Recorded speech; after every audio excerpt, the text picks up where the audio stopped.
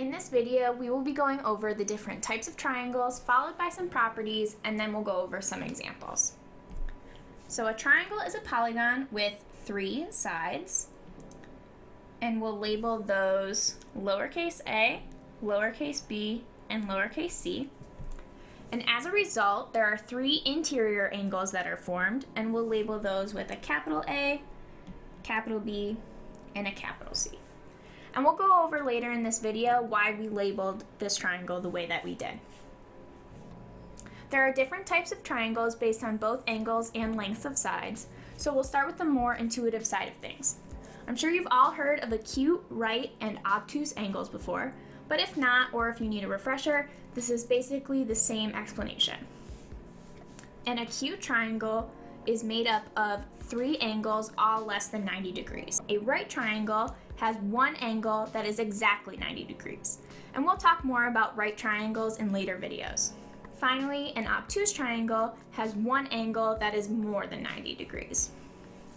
Further, there are 3 different types of triangles based on the length of their sides. A scalene triangle has 3 sides of all different lengths. An isosceles triangle has 2 sides of the same length, with the remaining side being different. An equilateral triangle is made up of 3 sides, all of equal length. Moving on to some properties. So the interior angles of a triangle sum up to exactly 180 degrees. Most other polygons, like squares, octagons, shapes like that, have their interior angles add up to 360 degrees. So this is a little bit different than what we might be used to. So the way we would represent this is our capital A plus capital B plus capital C is equal to 180 degrees. So if you were asked to find the missing angle, say you were given, B and C, and you had to find angle A, you would just plug in your values and solve for A. Another property is that the sum of any 2 side lengths must be greater than the length of the remaining side. So the different ways that we would represent this, we have the sum of A and B has to be greater than C. Also, the sum of B and C must be greater than A. And the sum of A and C must be greater than B. Now, going back to why we label triangles like this, there's actually a relationship between the side and the angle with corresponding letters. So let's say that capital A is our largest angle. What this means to us is that our side, lowercase a, is actually our longest side of the triangle.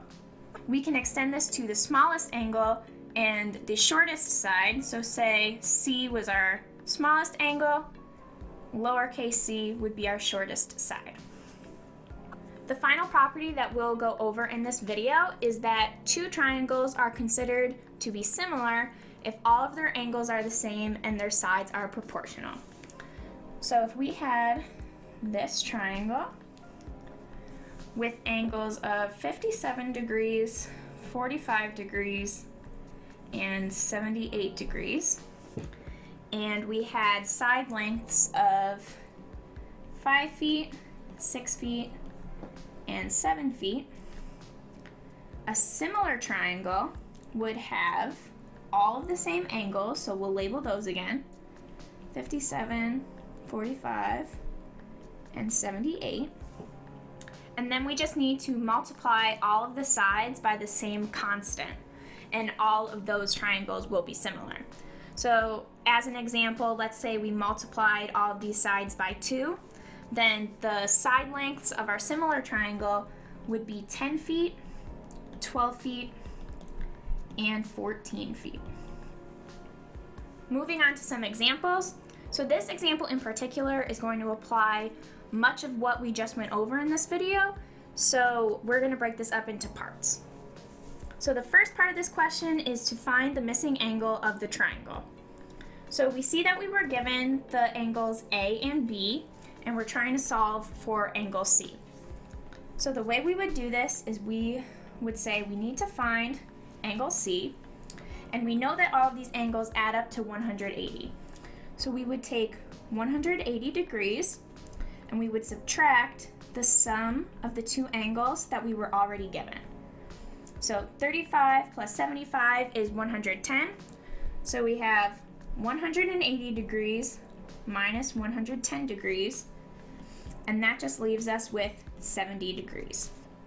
So we've solved that angle C is equal to 70 degrees. The next part of this question asks if this triangle is acute, right, or obtuse. So we see that all of our angles are less than 90 degrees, so that tells us that this is an acute triangle.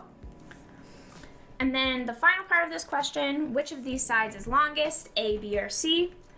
We see that our largest angle is angle A with 75 degrees. So our longest side would actually be lowercase a. And for our final example, we'll be seeing if these two triangles are similar. So right away, we notice that two of the angles are actually different, going from one triangle to the next. And so since with similar triangles, all of the angles must be consistent, we can say that no, these are not similar triangles, and we don't even need to look at the lengths of the sides or anything. The angles are a dead giveaway. This video covers the foundation of what will be discussed in upcoming lessons, launching us into some more complicated concepts.